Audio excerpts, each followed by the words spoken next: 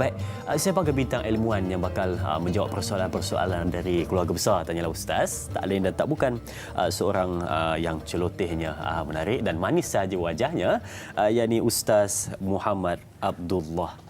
Apa khabar Ustaz? Alhamdulillah, bagus.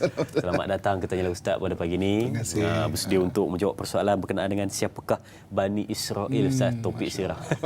Kan jarang-jarang kita bincangkan topik berkenaan dengan topik ini. Jadi mungkin ada sedikit mukadimah Ustaz. Silakan. Bismillahirrahmanirrahim. Assalamualaikum warahmatullahi wabarakatuh. Alhamdulillah wassalatu wassalamu ala Rasulillah wa ala alihi washabihi wa man tabi'ahu wa man nassarahu wa wala. Dirahmati Allah, Tuan Moderator, seterusnya kepada seluruh penonton yang saya sayangi dan saya doakan yang kebaikan sekalian. Syukur kepada Allah Subhanahu Wa Taala pagi ini dapat kita sulamkan dengan majlis ilmu dan mudah-mudahan beri kebaikan kepada kita. Amin insya-Allah. Okey, kita cerita tajuk ini adalah mengenai Bani Israel. Bila kita cerita Bani Israel, kita nak cerita mengenai asal usul sejarah mereka. Jadi Bani Israel ni kita bermula dengan Nabi Ibrahim AS. Bila tarikh Nabi Ibrahim AS, tarikhnya adalah kurang lebih 1800 tahun sebelum Masihi. Jadi 1800 tahun sebelum Masihi, Allah Subhanahu Wa Taala mengutuskan seorang nabi dan rasul bernama Nabi Ibrahim AS. Nabi Ibrahim AS dia ada dua orang isteri yang masyhur. Sebab apa saya kata dua orang isteri yang masyhur? Sebab catatan di Jerusalem dia ada beberapa isteri lagi. Kan? So jadi yang pertamanya Siti Sarah. Siti Sarah berasal daripada tanah Palestin itu sendiri. Yang keduanya Siti Hajar. Siti Hajar ni berasal daripada Mesir. Sebab tu disebut sebagai Hajar Masriyah. Orang Mesir dia agak bangga kerana ada dua orang daripada orang Mesir menjadi isteri Nabi. Pertama isteri Nabi Ibrahim AS, iaitu Siti Hajar. Yang keduanya iaitu isteri Nabi kita Muhammad SAW, iaitu Maria Qibtiyah. Jadi maknanya orang Mesir dia bersyukur dan dia bangga, dia kata daripada orang Mesir ada dua orang menjadi isteri Nabi. Jadi maknanya daripada Siti Sarah alaihissalam lahir seorang anak bernama Nabi Ishaq. Dan daripada Siti Hajar lahir seorang anak bernama Ismail. Jadi yang lahir dulu ni adalah Nabi Ismail dulu. Jadi Allah Subhanahu Wa Taala kemudian perintahkan Nabi Ismail, Allah perintahkan Nabi Ibrahim untuk bawa isterinya Siti Hajar dan juga Nabi Ismail ke tanah yang cukup gersang ketika itu, iaitu di Makkah. Sedangkan Siti Sarah tetap berada di Jerusalem. Jadi Siti Sarah ni ada anak bernama Nabi Ishaq AS. Nabi Ishaq AS ada anak bernama Nabi Yaqub AS. Dan Nabi Yaqub ni ketika maknanya hayatnya, dia adalah orang yang mempertahankan agama dan mempertahankan tanah air dia, dan dia adalah orang yang kuat badannya. Sebab itu Nabi Yaqub ni digelar sebagai Israel. Israel ni maknanya tentera. Il ni Allah. Dalam bahasa Hebrew, il ni Allah. Betul, kalau kita tengok nama-nama malaikat terdahulu, banyak ada il. Jibrail, Mikail, Israfil, Izrail. Il ni maknanya Allah. Israel tentera Allah. Kan? Dari sudut bahasa Hebrew. Jadi maknanya Nabi Yaqub ni gelaran dia adalah Israel. Jadi anak Nabi Yaqub adalah ada 12 orang. Sebab itulah anak Nabi Yaqub dipanggil sebagai Bani Israel. Yang mana Bani Israel ni berasal daripada nama Nabi Yaqub alaihissalam. Yaqub bin Ishaq bin Ibrahim. Jadi di satu pihak iaitu Nabi Ismail alaihissalam, daripada Nabi Ismail lahirlah bangsa Arab. Sebab tu orang Arab dengan Bani Israel ni dia punya perangai, dia punya psikologi, dia punya cara berfikir lebih kurang sama aja. Kalau dia beriman, dia baik, memang baik sungguh. Kalau dia tak beriman atau engkar dan mungkar pada Allah, Masya Allah, kering hati dia memang memang siapa kira macam agak ganas lah maksudnya gitu kan. Dan dia memang benda ni pun Allah sebut dalam Quran macam mana apa nama al-Arab asyaddul kufra wan nifaq. Arab tu kalau tak beriman sangat kufur dan munafik. Sebab itu banyak pengkhianatan daripada bangsa Arab, lebih sama je Bani Israel. Jadi itu maksudnya bila kita sebut Bani Israel, Dia bermula bukan 1800 tahun sebelum Masihi, iaitu anak atau cucu kepada Nabi Ibrahim alaihissalam, iaitu Nabi Yaqub alaihissalam. Yaqub ni Elias Israel. Mana gelaran Israel. Iaitu tentera Allah bagi bahasa Hebrew, dan anak-anak dan keturunan daripada Nabi Yaqub alaihissalam adalah dia gelar Bani Israel. Sebab itu ibu bapa kakak tuan-tuan sekalian, kalau kita ada berpeluang satu hari nanti pergi ke Palestin, pergi ke Jerusalem, lebih kurang 70 km dari Jerusalem ada satu kota dipanggil kota Hebron, ataupun dalam bahasa Arab kota Al-Khalil. Dekat kota Al-Khalil tu ada pemakaman keluarganya Nabi Ibrahim alaihissalam. Jadi Nabi Ibrahim dimakamkan di Hebron. Kalau ikut ulama sirah, dua makam yang tidak ada khilaf. Nabi Adam ada khilaf, Nabi Idris ada khilaf, Nabi Nuh ada khilaf. Dua makam yang tak ada khilaf, pertama adalah Nabi kita Muhammad SAW yang berada di Madinah, yang kedua Nabi Ibrahim yang berada di Hebron. Sebab katakan contoh Nabi Nuh, tempat sini ada. Nabi Ibrahim memang kat situ je. Jadi pemakaman di Hebron tu ataupun di Al-Khalil, ada Nabi Ibrahim alaihissalam, kemudian anaknya Nabi Ishaq alaihissalam, dan juga cucunya Nabi Yaqub alaihissalam. Dan pada tahun 1986 Israel ambil masjid Al-Hebron tu belah dua. Nabi Yaqub berada di kawasan mereka, dan mereka buat dipanggil sinagog. Sinagog ni macam surau atau masjid bagi istilah orang Yahudi, sinagog. Maknanya Nabi Yaqub berada di kawasan mereka, dan maknanya Nabi Ishaq berada di kawasan orang Islam. Dia belah atas. Sebab pada dia Nabi Yaqub alaihissalam itulah asalnya Israel. Maknanya itulah asal Bani Israel yang dinisbahkan kepada bangsa mereka. Yang disebut Bani Israel, itu asalnya. Faham. Sebagai mukadimah dia. Dan ada juga Ustaz yang menyebutkan Israel tu adalah satu golongan yang berjalan malam, betul Ustaz? Sebab istilah kepada Nabi Yaqub alaihissalam, memang Nabi Yaqub ni kalau ikut sejarah dia adalah orang yang kuat mempertahankan maknanya tanah air dia, kawasan tempat dia dan agama kan. Jadi agama Islam sebab Nabi Ibrahim adalah orang pertama yang menggunakan perkataan Islam, wa nahnu lahu muslimun. Kan apa patut Islam itu agama yang mentauhidkan Allah Subhanahu wa taala. Sebab itu dinisbahkan Israel itu sebagai orang yang berjaga malam, macam kita guard ataupun penjaga waktu malam. Tapi perkataan itu sendiri di sudut literal maksud dia adalah tentera Tuhan.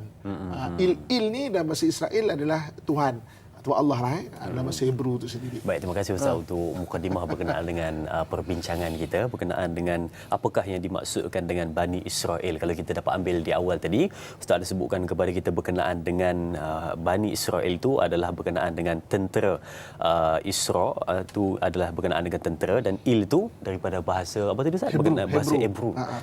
Berkenaan dengan disebut sebagai Allah Subhanahu wa taala. Satu istilah yang patut kita fahami pada pagi ini untuk kita teruskan perbincangan kita berkenaan dengan kisah Bani Israel. Siapakah mereka? Baik, mungkin kita ada persoalan yang boleh kita ambil di Facebook Tanyalah Ustaz dari sahabat kita di Facebook Tanyalah Ustaz TV3 dari Sahziatul Sidik yang ingin bertanyakan soalan. Baik, apakah soalannya? Assalamualaikum Ustaz. Ada dua soalan di situ. Apakah keistimewaan atau nikmat yang Allah kurniakan kepada kaum Bani Israel namun mereka masih ingkar, tidak mensyukuri rezeki yang dikurniakan? Dan soalan yang kedua, apakah yang difitnah oleh Bani Israel menyebabkan Nabi Musa perselisihan faham dengan bertindak kasar terhadap adiknya Nabi Harun? Mohon pencerahan Ustaz yang dihormati. Terima kasih juga Sahziatul Sidik atas soalan yang ditanyakan. Jadi bagaimana Ustaz untuk pencerahan dua soalan ini? Soalan yang pertama ni dia berkaitan dengan surah Al-Baqarah ayat 47. Allah Subhanahu wa taala menyebut, A'udzubillahi minasyaitonirrajim, ya Bani Israil uzkuru ni'mati allati an'amtu 'alaikum wa inni faddaltukum 'alal 'alamin. Wahai Bani Israel, ingatlah kamu nikmat-nikmat yang aku kurniakan kepada kamu, dan aku lebihkan kamu daripada banyak tempat dekat alam ini. Jadi ulama tafsir atau ahli mufassirin mentafsirkan ayat ini, pertama sekali nikmat yang dibagi kepada Bani Israel adalah banyaknya para nabi dan rasul diutus kepada Bani Israel. Faham? Jadi kalau ikut fatwa Ibnu Hajar, bilangan para nabi dan rasul ni, bilangan para nabi adalah 124,000 orang. daripada 124,000 orang ini 313 dilantik menjadi rasul. Faham. Apa beza Nabi dan Rasul? Nabi dapat wahyu tak wajib sampaikan. Tapi Rasul dapat wahyu wajib sampaikan. Jadi di antara Nabi dan Rasul ini kebanyakannya adalah direzekikan daripada Bani Israel. Dan sebab itu Bani Israel ini, kenapa disebut Bani Israel tidak mensyukuri nikmat? Sebab oleh kerana banyaknya Nabi diutus kepada bangsa mereka, mereka tak menghargai para Nabi.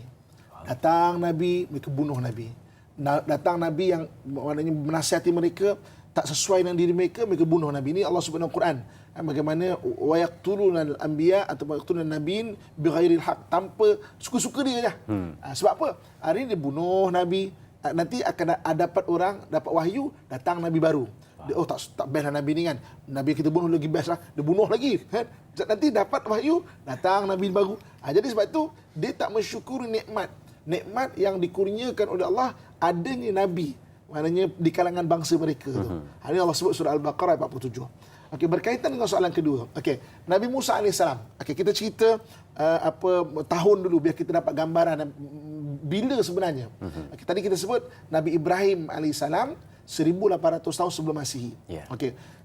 Jadi kemudian Nabi Ibrahim daripada isteri Siti Sarah dapat anak Nabi Ishak, kemudian Nabi Yakub. Nabi Yakub ada anak Nabi Yusuf AS. Pendekkan cerita, Nabi Yusuf ni maknanya dibuang dan pergi oleh adik-beradik dia, Bani Israel. Kemudian dibawa oleh pedagang pergi ke Mesir. Yeah. Pendekkan cerita, dia menjadi pembesar di Mesir. Pendekkan cerita, dia bawa seluruh keluarga dia pergi ke Mesir. Dan bermulalah zaman Bani Israel berada di Mesir. Jadi Nabi Musa ni sekitar 1400 tahun, 1300 tahun. Nabi Musa AS. Jadi ketika berada di Mesir, duduk di Mesir, sampai satu ketika pembesar-pembesar Bani Israel yang berada di Mesir, mereka melafazkan lafaz penghambaan kepada bangsa Kibti, iaitu bangsa Firaun lah yang berada di Mesir. Dia kata kita apalah kita jadi hamba. Dia maknanya hamba itu bukanlah hamba abdi tau. Yeah. Mana berkhidmat. Okey, jadi sampai satu generasi Firaun demi Firaun, sampai satu Firaun dia rasa Bani Israel ini bukan penghambaan tu bukan pekerja tapi hamba abdi. Itu yang pendekkan cerita, diutuskan Nabi Musa AS ketika 1400 tahun, 1300 tahun sebelum Masihi ini, dua benda. Yang pertama sekali untuk ajak Firaun kembali beriman kepada Allah. Sebab idhab ila Fir'aun innahu tagha. Yang keduanya adalah untuk melepaskan lafaz penghambaan itu. Sebab katakan Fir'aun seksa dia apa semua, bila-bila masa dia boleh pergi saja. Tapi sebab ada lafaz penghambaan itu. Jadi itu yang satu ketika sampai akhir sekali kan Nabi Musa datang bertemu Fir'aun, berimanlah dan bebaskanlah Bani Israel dari penghambaan. Sampai satu ketika setelah Allah tunjukkan kekuasaan-kuasaan Allah, satu hari Fir'aun macam fed up, kau nak sangat keluar dari Mesir ni kan, berambus kau semua, aku lepaskan kau semua daripada penghambaan. Barulah Nabi Musa berjaya bawa Bani Israel keluar, sebab lafaz penghambaan itu telah terlepas. Sebab tu kenapa dulu tak cabut je? Sebab dulu ada lafaz penghambaan itu besar. Jadi apabila Bani Israel semuanya mengikut Nabi Musa AS, kemudian berlaku peristiwa pantai, maknanya dibelah laut, kan? Kemudian Nabi Musa melepasi laut, kemudian Fir'aun kejar dan Fir'aun tenggelam di Laut Merah. Maka selepas daripada peristiwa pantai, maka Bani Israel ni sebahagian mereka pergi buat patung anak lembu, pergi sembah patung anak lembu pula. Waktu tu Nabi Musa lepas daripada Laut Merah tu, dia tak ada. Dia pergi bermunajat di Bukit Tur Sina. Bukit Tur Sina ni Allah sebut dalam Quran kan. Allah sebut Waturi Sinin. Maknanya ada sebut Quran kewujudan Bukit Tur Sina tu. Jadi ketika munajat itu, Bani Israel sebahagian dia buat patung anak lembu, pergi sembah patung anak lembu tu. Jadi ketika itu diamanahkan Bani Israel kepada saudaranya, bukan adiknya, saudaranya Nabi Harun alaihissalam. Dan bila Nabi Musa turun-turun tengok, bahasa senang nak faham kan, apa sudah jadi ni kan, kenapa patung sembah anak lembu ni? Itu yang Nabi Musa memarahi saudaranya Nabi Harun alaihissalam kerana baginya kenapa tak jaga betul-betul.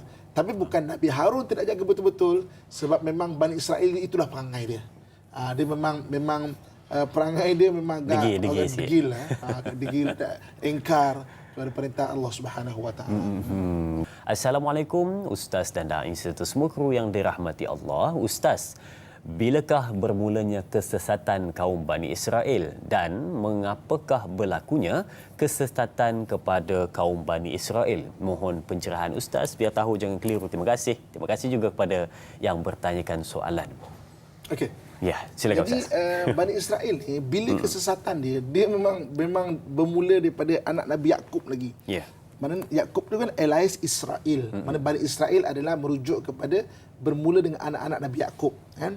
Nabi Yakub, anak dia Nabi Yusuf alaihissalam dan ada 11 lagi, mana 12 lah. Jadi 12 Bani Israel, keturunan Bani Israel ni daripada 12 anak Nabi Yakub alaihissalam. Ya. Situ sendiri pun dah mula kesesatan. Datang Nabi bawa mereka ke arah kebenaran, sesat lagi. Jadi maknanya memang perangai dia orang, datang Nabi tak suka bunuh, sesat, datang Nabi tak suka bunuh. Itu memang daripada dulu lagi. Kan? Itu dia punya sejarah lah begitu. Okey. Jadi kita tengok lagi, kita tadi dah sampai ke 1300 tahun sebelum Masihi, ya. Jadi maknanya Nabi Musa alaihissalam. Jadi Nabi Musa alaihissalam lepas selamat daripada Firaun, dia nak pergi mana? Allah Subhanahu Wa Taala suruh balik kepada tanah Al-Quds, maknanya tanah yang diberkati, mana Jerusalem lah kalau kita ikut sekarang ni. Maka mereka heading dia tu ke Jerusalem. Pendekkan cerita, sesat 40 tahun dekat Sinai itu, dan Allah Subhanahu Wa Taala pun tunjukkan jalan ke Jerusalem.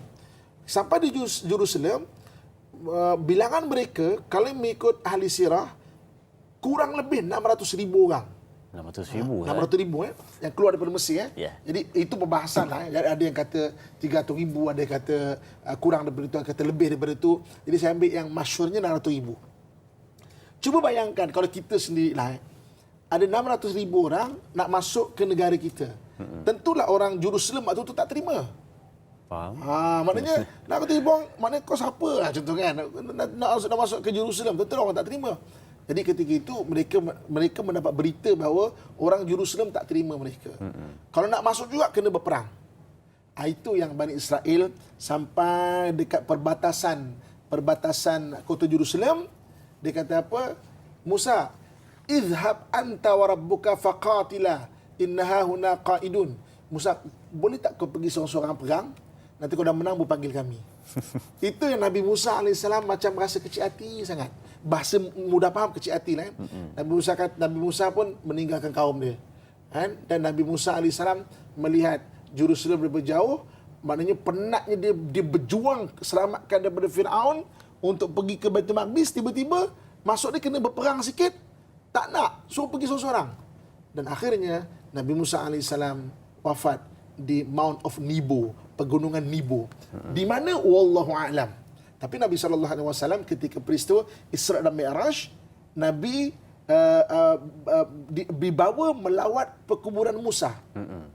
Dan Nabi kata perkuburan Nabi Musa ni di Kuthaybil Ahmar. Hadis Al-Bukhari, Kuthaybil Ahmar ni mana pegunungan merah. Jadi sebab itu Nabi kata kalau aku sempat tunjukkan kau dan satu hari nanti, aku akan tunjukkan di mana Kuthaybil Ahmar ini. Tapi Nabi tak sempat, Nabi wafat sebelum maknanya dapat menunjukkan sahabat makam Nabi Musa itu. Tapi hadis ini dipegang oleh para sahabat. Ketika para sahabat dapat menawan kota Jerusalem, mereka melihat satu kawasan di sekitar Jericho, ada satu pegunungan. Pada waktu petang, simbahan matahari itu menjadikan gunung itu seakan-akan merah. Dan mereka tengok ada satu makam di situ. Dan mereka berijtihad, inilah makam Nabi Musa AS yang diceritakan oleh Nabi SAW. Jadi maknanya di Kuthaybil Ahmar. Jadi maknanya Nabi Musa tak sempat untuk pergi ke Jerusalem. Jadi Bani Israel ni dah lah kau buat perangai. Tak senang faham kan? Kau tak nak buat apa-apa pula. Jadi Nabi Musa pemimpin dia hilang ke mana, tak tahu mana. Siapa yang nak lead kita ni? Maka ketika itu Allah tunjukkan Nabi Joshua ataupun Yusha bin Nun bin Ephraim bin Yusuf bin Yaqub bin Ishaq bin Ibrahim alaihi wassalatu wassalam memimpin Bani Israel, iaitu Nabi Yusha alaihi salam. Jadi Nabi Yusha alaihi salam memimpin Bani Israel. Dia kata tak apalah, kita tak tahu kat mana ni, macam padang pasir dan apa semua, kita terpaksa perang dah. Kau nak ikut tak nak ikut dah lah. Maka Bani Israel terpaksa ikut Nabi Yusha AS. Mereka berperang pada hari Khamis, pada hari Jumaat. Hari Jumaat tu nak menang dah hari Jumaat. Hari Jumaat tu nak menang dah. Jadi Bani Israel masuk malam Sabtu, hari kebesaran hari Sabtu. Kita dianugerahkan oleh Allah hari Jumaat. Kan? Orang Nasrani dianugerahkan pada hari Ahad. Hari kebesaran dia hari Sabtu. Hari Sabtu dia tak boleh buat apa-apa. Jadi dia minta kepada Allah Subhanahu Wa Taala, ya Allah, boleh tak tolong tahan matahari, jangan petang. Sebab ni nak menang sikit je ni. Kalau kita hari Sabtu tak boleh perang, kita berhenti, maka orang Jerusalem sempat susun kekuatan balik. Faham. Maka dalam hadis Nabi SAW, Nabi kata tidak pernah matahari itu diberhentikan melainkan ketika zaman Nabi Yusha bin Nun. Peristiwa matahari, benda aneh ni dua kali disebut hadis. Pertama, kisah Nabi Yusha bin Nun, matahari itu terhenti pergerakannya sampai Nabi Yusha itu menang dalam peperangan, maknanya melawan ataupun menentang orang di Jerusalem. Yang kedua, peristiwa aneh mengenai matahari disebut dalam hadis Nabi SAW, nanti akhir zaman matahari itu akan terbit daripada barat. Jadi ada dua peristiwa pelik mengenai matahari ini. Okey. So jadi apabila mereka perang dan mereka diterima sebagai penduduk Jerusalem. Menang. Menang. Itu 1300 tahun sebelum Masih. Dan bermulalah Nabi Bani Israel duduk di Jerusalem sebagai penduduk dan masyarakat di Jerusalem. Okey. Itu 1300 tahun sebelum Masih. Berlalu masa 1000 tahun sebelum Masihi. Apa yang berlaku 1000 tahun sebelum Masihi? Kalau yang menonton saya ni adalah cikgu-cikgu sejarah, kan? 1000 tahun sebelum Masihi adalah 3000 tahun. Kita kan 2000 Masihi kan? 1000 tahun sebelum Masihi adalah perpindahan antara Bronze Age ke Iron Age. Zaman gangsa ke zaman besi. Sebab waktu tu ferrum ataupun besi ni baru ditemui. Kan? Allah sebut dalam Quran menarik. Allah sebut wa anzalna, maknanya Allah turunkan al-hadid, besi itu. Kan? Besi itu termasuk dengan Bismillahirrahmanirrahim sampai ayat Allah turunkan besi itu 26, ayat ke-26. Tapi termasuk Bismillahirrahmanirrahim. Kalau kita tengok unsur atom dalam besi itu, unsurnya atom, kita tengok table kimia kan, 26. Masya Allah, menarik kan? Okey. Jadi 1000 tahun sebelum Masihi adalah perpindahan zaman gangsa ke zaman besi. Waktu tu ada satu orang raja. Nama raja itu adalah Jalut, atau versi bahasa Inggeris dipanggil Goliath. Jadi Goliath ni dia baru temu besi, dia gairah nak cari besi sebab besi ni adalah satu metal, satu unsur yang kuat untuk buat senjata dan sebagainya. Jadi dia cari besi, akhirnya daripada kajian dia, Jerusalem ni bukit 800 meter kurang lebih daripada paras laut. Jadi maknanya Jerusalem banyak besi. Jadi dia planning untuk menyerang orang Jerusalem tanpa belas kasihan. Maknanya orang Jerusalem tanpa belas kasihan, maknanya bunuh semualah sebab kita nak besi tu. Maka ketika itu orang Jerusalem, kota-kota tepi itu semua dah start tombang dah. Kan? Nazaris dah tombang, Haifa dah tombang. Jadi dah nak hampir kepada Jerusalem. Maka akhirnya Nabi Bani Israel mohon, ya Allah tolonglah datangkan pemimpin, ya Allah. Waktu tu pemimpin Jerusalem bukan Bani Israel lagi. Sebab Bani Israel hanya penduduk saja. Maka Allah Subhanahu Wa Taala menunjukkan seorang petani bernama Saul kalau bahasa Inggeris, ataupun Talut. Talut seorang petani saja, tapi Allah tunjukkan dia sebagai pemimpin. Maka Talut memimpin Bani Israel untuk menentang Jalut. Sampai di Ain Jalut, maknanya Ain Jalut ni antara Jerusalem dengan Nazares. Dekat situ peperangan itu berlaku. Jadi bertemu dua kumpulan ini. Maka yang side by side ataupun yang sama sebelah dengan Talut ini adalah seorang budak bernama Daud. Daud. Jadi Daud ni yang bantu Talut untuk melawan Jalut. Kan? Sebab tu Daud kalau versi bahasa Inggeris kita dengar kisah ini sebagai David and Goliath. Kan? Nabi Daud dan juga Jalut. Sebab apa? Ketika peperangan berlaku, maka dia side by side atau bersama-sama. Perang dulu kan adalah raja bertemu raja tau. Tapi nak bertemu raja tu kena lawan tu tentera-tentera, panglima. Sampai bertemu dengan Jalut, ketika itu Talut telah luka parah. Maka Talut kata apa? Daud, sekarang ni kita memang berharap pada engkau. Kan? Aku dah tak mampu lawan Jalut ni. Aku tak mampu lawan Jalut ni. Jadi maknanya ketika itu maka Daud yang pergi berhadapan dengan Jalut dan Daud berjaya membunuh Jalut. Sebab tu versi bahasa Inggeris David and Goliath. Dan pedang yang dibuat untuk membunuh Jalut ini, nama pedang ni Al-Battar. Al-Battar ini berada dalam simpanan Bani Israel sehinggalah mereka menyerahkan kepada Nabi SAW ketika perang Bani Qainuqa. Nanti kita akan cerita kisah dia. Pedang Al-Battar, pedang Nabi Daud AS. Yeah. Okey.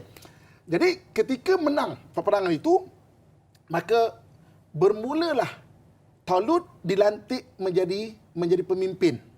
Maksudnya apa? Dulu Bani Israel datang 1300 tahun sebelum Masih sebagai rakyat biasa. Faham. Jadi ini dia start memimpin. Maka Talut mengahwinkan anak perempuannya dengan Daud. Kemudian Daud dilantik menjadi Nabi Daud AS. Daripada Daud, Nabi Daud AS orang yang hebat, berkahwin dengan anaknya Talut, maknanya anak perempuan Talut orang hebat juga. Lahir anak super hebat, Sulaiman AS. Nabi Sulaiman AS. Pada lebih kurang 1000 tahun sebelum Masihi. Maknanya Nabi Daud AS berkahwin dengan anak Talut, dapat anak iaitu Nabi Sulaiman AS. Dan Nabi Daud Talut sebagai pemimpin saja, macam pengulu lah. Yeah. Maka ketika itu Talut wafat, dilantik Nabi Daud dan bermulalah Bani Israel menjadi raja kepada Jerusalem. Itu bermulanya bagaimana Bani Israel menjadi raja ataupun pemimpin di Jerusalem, bermula dengan zaman Nabi Daud AS. Okey, boleh kita teruskan? Baik, boleh Ustaz. Tapi Ustaz, sebelum tu saya tadi masa Ustaz cerita berkenaan dengan Talut ketika mana nak melawan Jalut tiba-tiba ada Nabi Daud AS. Nabi Daud AS adakah daripada golongan itu juga ataupun dia didatangkan? Dia adalah penduduk di Jerusalem itu. Penduduk memang di situ. Jadi apabila Talut mengumpulkan siapa nak jadi tentera, antaranya Nabi Daud AS menyertai dia. Tapi waktu tu orang tak kenal pun siapa budak ni. Faham? Orang tak kenal pun siapa budak ni. Tapi ketika berperang tu, dia yang sama-sama melindungi Talut ni. Melindungi Talut ni. Mana side by side dengan Talut tu, ke depan. Sebab nak jumpa raja, tentera panglima barulah jumpa raja. Tapi ketika dia jumpa raja tu dia dah parah dah. Itu yang dia kata aku tak mampu dah ni. Sekarang ni perang ini maknanya mudah-mudahan kau dah dapat mengalahkan Jalut ini. Itu yang memang tengok keberanian Daud AS, maka dia dapat membunuh Talut pula dengan pedangnya Al-Battar. Kita akan cerita pasal pedang buat nanti. Okay. Di usia muda Nabi Daud. Waktu itu belasan tahun. Belum mencecah 20 tahun umur Nabi Daud AS waktu itu. Belum 20. Belum 20. Okey. Jadi Nabi Daud AS ni kelebihan dia. Kelebihan dia, mukjizat dia adalah boleh melenturkan besi dengan tangan dia. Sebab apa? Sebab memang waktu itu adalah perpindahan zaman gangsa ke besi. Bronze Age ke Iron Age. Sebab tu antara mukjizat Nabi Daud AS, dia boleh melenturkan besi dengan tangan dia. Jadi maknanya besi-besi itu semua dia boleh buat senjata ke, buat baju besi ke apa semua dengan tangannya itu. Mana tangannya, cuba bayangkan besi ni kalau nak dilembutkan, dia perlu kepanasan sebanyak 700 darjah Celsius. Kalau besi ni nak mencair, perlukan kepanasan 1500 darjah Celsius. Boleh tak kita bayangkan betapa panasnya tangan Nabi Daud AS sehingga dengan mukjizat itu dia boleh melenturkan besi. Boleh bayang tak maksudnya Allah kurniakan kan? Macam mana tangan dia seketika boleh jadi panas, melenturkan besi ni. Tapi itulah dipanggil mukjizat, kelebihan para Nabi alaihi wassalatu wassalam. Okey. Baik. Jadi selepas zaman Nabi Daud AS, maka Nabi Daud telah wafat, diganti dengan anaknya Sulaiman AS. Bila tarikh Nabi Sulaiman ni 950 tahun sebelum Masihi.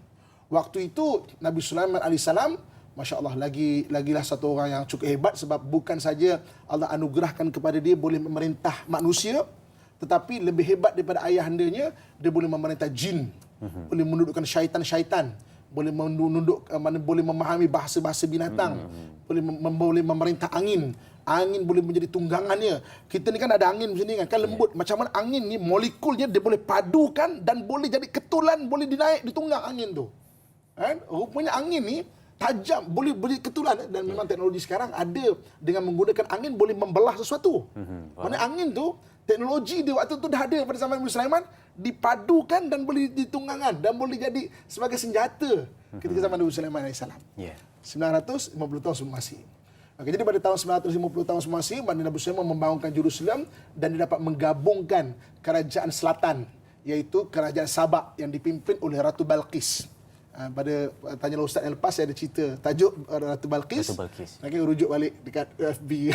Tanyalah Ustaz ada cerita khas Ratu Balqis. Okey. Nabi Sulaiman wafat, diganti dengan anak-anak dia. Sampai pada tahun 586 sebelum Masihi. Apa jadi 586 sebelum Masihi? 586 sebelum Masihi datang satu orang raja daripada Iraq. Namanya Nabucodonosor. Nabucodonosor menghapuskan kota Jerusalem dan menawan seluruh Bani Israel bawa ke Iraq untuk dijadikan hamba. Jadi mana kota Jerusalem pernah dihapuskan pada 586 sebelum Masihi. Jadi kemudian yang membantu untuk mengalahkan Nabucodonosor adalah satu orang bernama Cyrus the Great.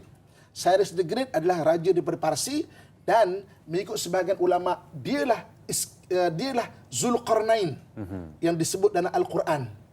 Maknanya ahli kitab tanya siapa Zulkarnain. Zulkarnain ini memang ada khilaf.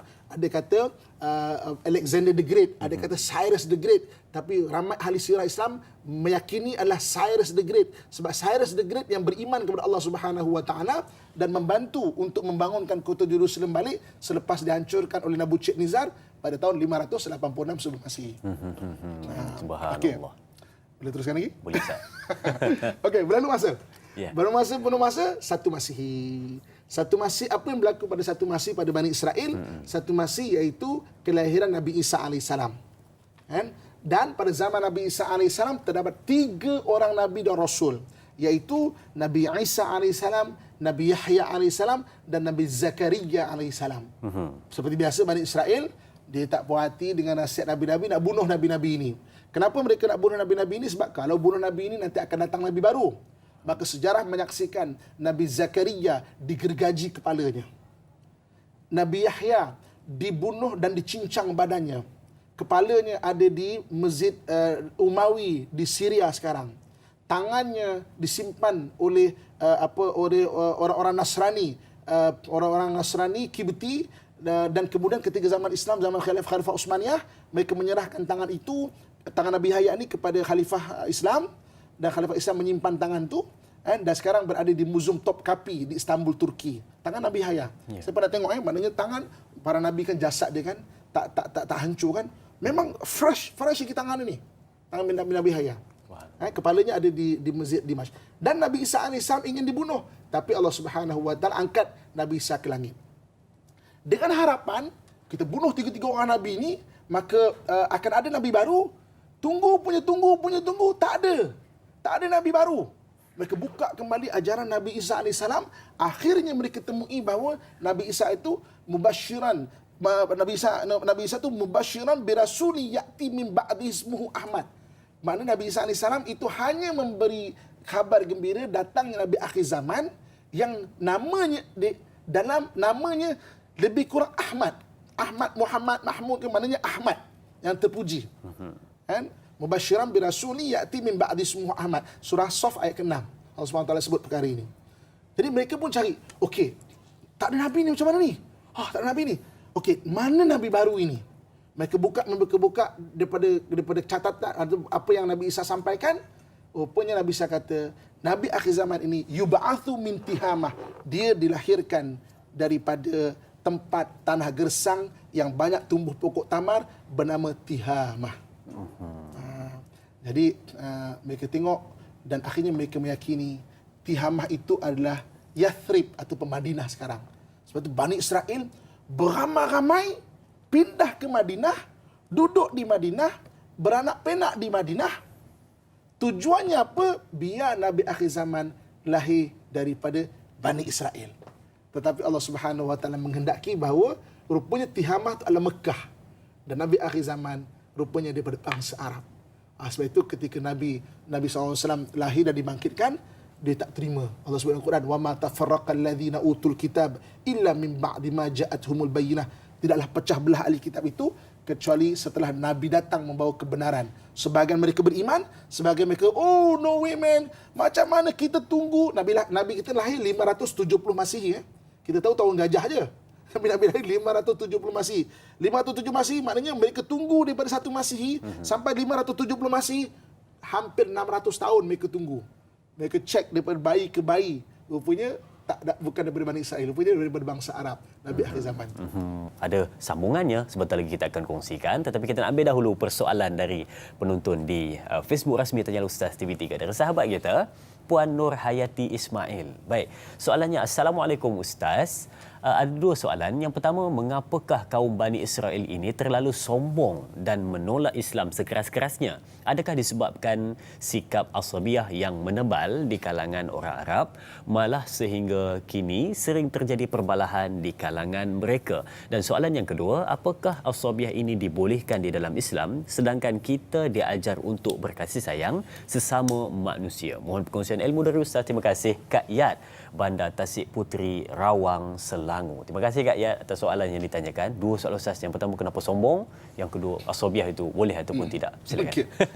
Okey, Bani Israel ni dia rasa dia sombong pertamanya kerana banyaknya nabi diutus kepada mereka.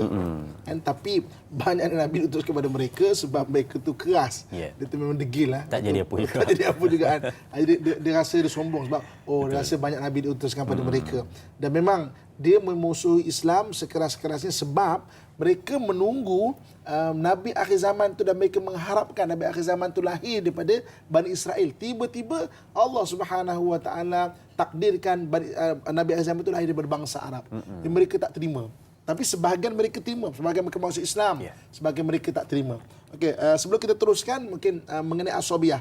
Asabiyah ni satu istilah, iaitu satu orang yang dia bercerita mengempenkan mengenai taksub kepada kaum dia. Asabiyah, taksub. Taksub kepada kaumnya dengan dalam masa yang sama merendahkan kaum lain. Faham?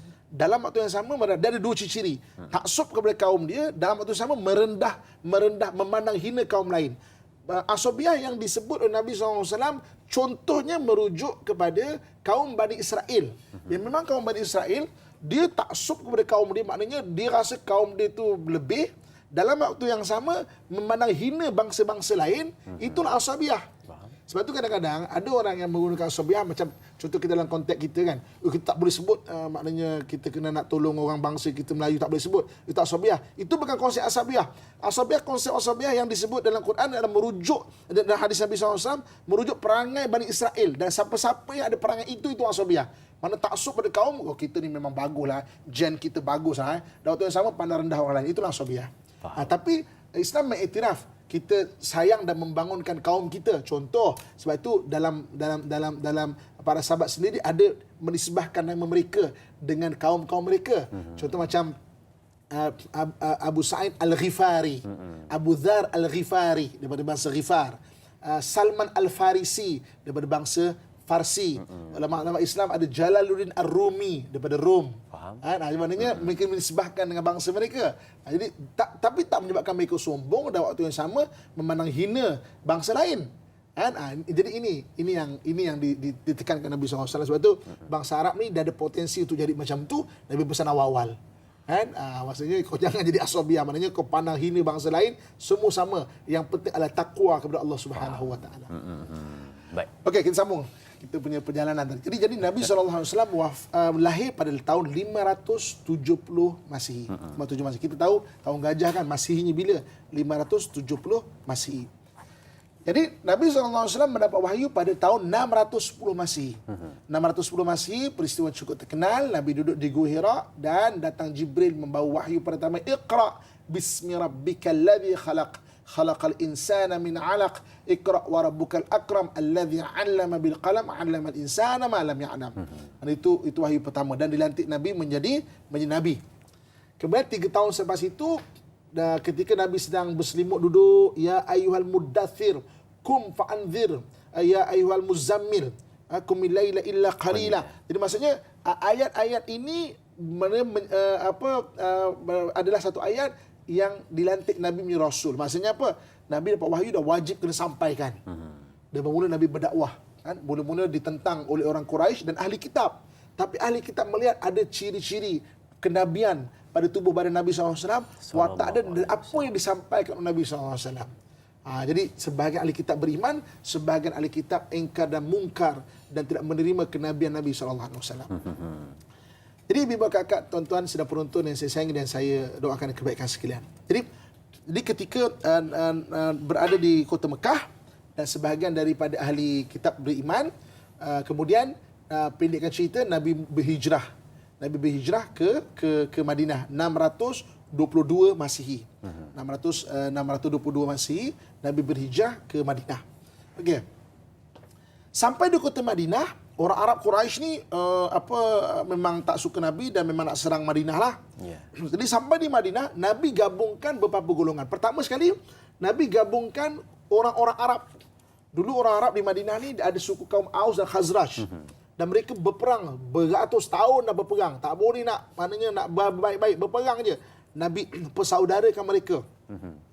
Dan mereka digelar orang Ansar. Ansar ni maknanya menolong. Okey. Kemudian perjanjian kedua adalah antara orang berhijrah. Orang berhijrah ni digelar orang Muhajirin. Orang Muhajirin digabungkan, dipersaudarakan dengan orang Ansar. Kemudian Nabi menggabungkan penduduk-penduduk Madinah termasuk orang Yahudi yang duduk sekian lama. Mereka duduk di Madinah tu sebab mereka rasa, mereka yakin Madinah itu Tihamah yang disebut oleh Nabi Isa AS bahawa akan lahir Nabi akhir zaman nanti di Tihamah.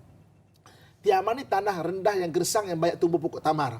Mereka cari, tengok Iraq subur. Walaupun ada padang pasir tapi Iraq subur. Ada sungai Dajlah, sungai Furat. Pergi ke Mesir, walaupun Mesir ada padang pasir, Mesir subur sebab ada sungai Nil. Palestin lagi subur Palestin. Kan? Jadi mereka yakin sangat ke Madinah. Rupanya Yasrib tu bukan Madinah. Tihamah tu bukan Madinah. Tihamah tu Mekah rupanya. Jadi ketika Nabi berhijrah, Nabi gabungkan, satukan kesatuan ini. Dan kaum pertama yang ingkar kepada perjanjian ini adalah Bani Israel daripada Bani Qainuqa berada di Madinah. Kenapa soalan dia? Okay. Jadi peristiwa ini berlaku ketika 2 Hijrah. Ketika tahun 2 Hijrah, Nabi SAW maknanya berlaku Nabi dan juga para sahabat ridwanullahi alaihim wa arda peperangan Badar. Balik daripada peperangan Badar berlaku pada bulan Ramadan kan. Bulan Syawal, orang Yahudi Bani Qainuqa dia mengingkari perjanjian untuk menyertai, maknanya ataupun untuk bersama-sama dengan orang Madinah menjaga kota Madinah. Dan dia merancang untuk bawa orang kafir masuk ke kota Madinah, tawan Madinah. Jadi Bani Israel, Bani Qainuqa. Maka balik-balik pada bulan Syawal, Nabi SAW tahu perancangan Bani Qainuqa. Nabi berkepung Bani Qainuqa. Jadi mana Bani Qainuqa kata tak apa, kita kuat, kita akan lawan, kita akan berperang dengan Muhammad. Dia ni siapa saja perang. Jadi terlalu sombong. Terlalu sombong. Kenapa mereka terlalu sombong? Jadi semua orang pelik. Peliknya, rupa-rupanya orang Yahudi Bani Qainuqa menyimpan satu rahsia.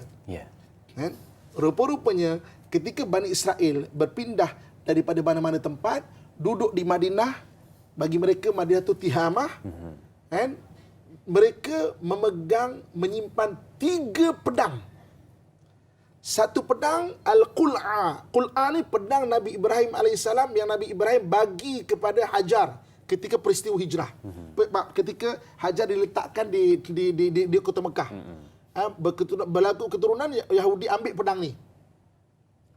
Yang keduanya Al-Battar. Al-Battar ni tadi pedang yang Nabi Daud AS bunuh Jalut.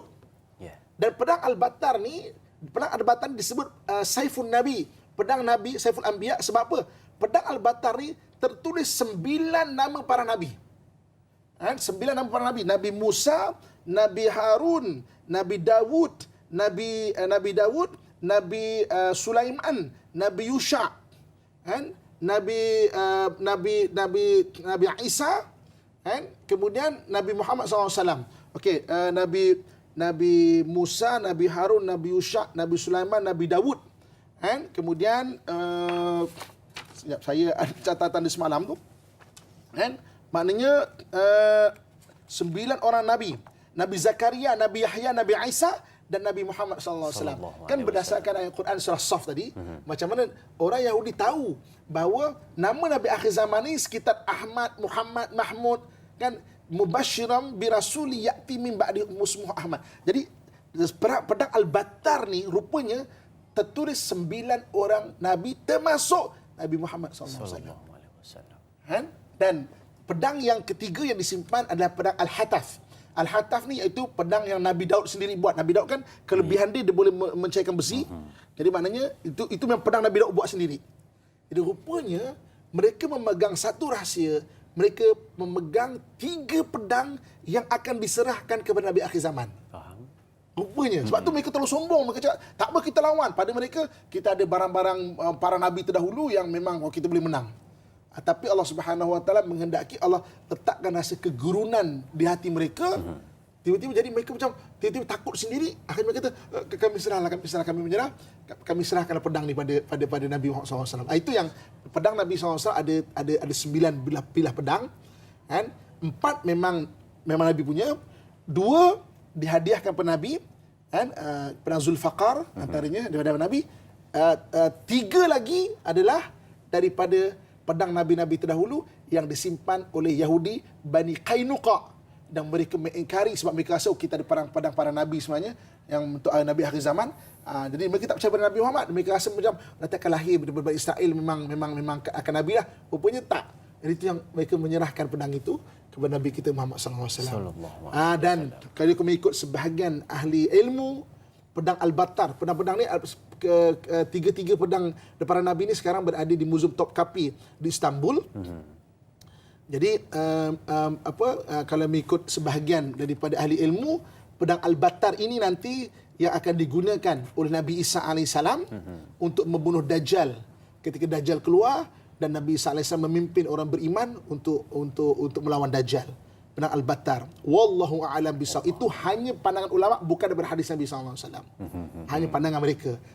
Pedang Al-Battar ni dipanggil Saifun Nabi. Memang sebab pedang memang daripada zaman Nabi Daud AS. Kan?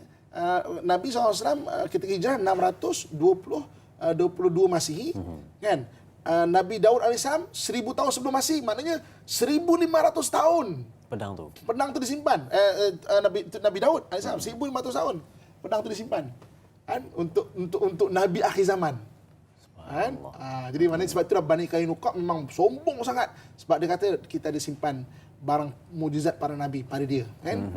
Dan dia tak mengiktiraf Nabi. Dan sebab itulah pada 2 Hijrah, Nabi SAW, maknanya keingkaran Bani Qainuqa itulah Bani pertama daripada Bani Israel yang dihalau daripada Madinah, dan mereka berpindah duduk ke negeri-negeri di tanah Syam. Syam sekarang ni sekitar Syria, Lubnan, itu tanah-tanah Syam lah. Di situ. Baik, kita ada sambungan lagi untuk diceritakan, tetapi persoalan dari penonton kita nak ambil dahulu di Facebook. Tanyalah Ustaz TV3 dari sahabat kita, Puan Rahizah. Baik. Assalamualaikum Ustaz dan Dai. Soalan saya, apakah di antara janji-janji Allah Subhanahu Wa Taala yang diingkari oleh kaum Bani Israel sehingga mereka dimurkai dan sesat selama 40 tahun di padang pasir Sinai? Terima kasih Ustaz untuk mohon penjelasan. Kak Zah Cenor Pahang. Terima kasih Kak Zah, soalan berkenaan dengan apa orang kata kemungkaran yang dilakukan sehingga Allah sesatkan mereka selama 40 tahun. Silakan. Okey. Jadi kita balik pada zaman Nabi Musa AS. Tadi ini zaman Nabi Musa. Zaman Nabi Musa. Maknanya 1400 ke 1300 tahun sebelum Masihi. Okey, jadi maknanya Nabi Musa AS dapat membawa Bani Israel keluar daripada Mesir. Okey. Tapi satu benda kita kena faham, tak semua yang mengikut Nabi Musa AS adalah orang yang betul-betul beriman. Tak semua. Ada di antara mereka dan banyak di antara mereka sebenarnya sebab dah tak tahan dengan Firaun. Faham. Jadi maksudnya bukan semua yang memang kita beriman pada Allah, tak semua. Jadi sebab itu apabila mereka melintasi Laut Merah dan Firaun dah dihapuskan oleh Allah Subhanahu Wa Taala di Laut Merah, maka sampai di Semenanjung Sinai. Semenanjung Sinai, jadi Nabi Musa sampai di bukit Semenanjung Sinai ni ada satu bukit bernama Bukit Tursina, kan? Di Bukit Tursina tu, jadi Nabi Musa AS pun kata okey, cuma tunggu aku nak bermunajat, apa direction kita nak buat ni apa. Jadi Nabi Musa pun naik ke Bukit Tursina bermunajat kepada Allah Subhanahu Wa Taala, dan ketika itu sebahagian Bani Israel membuat patung anak lembu disembah hanya patung anak lembu tu. Jadi kita kata apa Bani Israel? Sebab apa kita kena faham bahawa yang ikut tak semua yang beriman tau. Yang betul-betul beriman tak semua. Sebagainya mereka kata fed up lah dengan Firaun ni lah. Nasib baiklah ada Musa, kita ikut dia lah. Kan? Sebab tu kadang-kadang maknanya dia memang tak, sebab tu dia engkar balik kepada Allah Subhanahu Wa Taala. Tapi dia lupa, dia tengok mukjizat Nabi Musa macam mana ketika menentang Firaun tu, macam-macam mukjizat mereka ada ditunjukkan. Maknanya kan bertukar air jadi darah untuk ketika nak menundukkan Firaun tu kan. Laut terbelah. Benda tu dia lupa. Bayangkan kita kan orang Melayu contohnya kan. Kita tak ada nabi diutus kepada kita. Yeah. Pendakwah saya datang, kita dengar pun kita boleh beriman. Dia tengok benda mukjizat pun tak beriman. Boleh tak bayangkan dia punya Dia degil tu. Dia punya degil tu kan. Dia tengok mukjizat pun tak beriman. Kita mana orang belah timur ni kan, datang pada awal cerita pasal keimanan, beriman. Dia diutuskan nabi pun tak beriman. Masya-Allah. Okey. Jadi maknanya bila kenapa dia disesatkan ketika diturun dan keengkaran Bani Israel tu ada je tak kena tak bersyukur. Waktu tu mereka dalam perjalanan pemusafiran, dulu mana ada kedai-kedai makan tepi-tepi jalan, tak ada. Jadi macam mana cara mereka makan sebanyak beratus ribu orang tu, Allah turunkan manna wa salwa, hidangan-hidangan daripada langit. Itu pun dia kata, tak ada makanan lain ke? Bayang, ni perjalanan kita tak tahu. Dulu bukan ada peta, bukan ada GPS, bukan apa, mana direction dia, hanya bergantung pada Musa. Musa, hari-hari makan manna wa salwa ni, tak ada makanan lain ke? Itu yang Allah Subhanahu Wa Taala sesatkan mereka selama 40 tahun. Yatihu fil ard. Sebab tu yatihu fil ard. Yati ni makna sesat 40 tahun di Tur Sinai itu. Sampai Nabi Musa tu tua lah. Bayangkan Nabi Musa tu sampai tua dah. Itu yang bila sampai ditunjukkan semua dah taubat lah, semua taubat lah. Taubat ditunjukkan jalan untuk pergi ke Baitul Maqdis, sampai di perbatasan Baitul Maqdis, lebih spesifik lagi di Jericho. Di Jericho ketika itu mereka tahu kena perang pula. Musa, kau pergi seorang-seorang lah. Waktu tu Musa tua dah. Kau pergilah seorang-seorang. Akhirnya Musa kata macam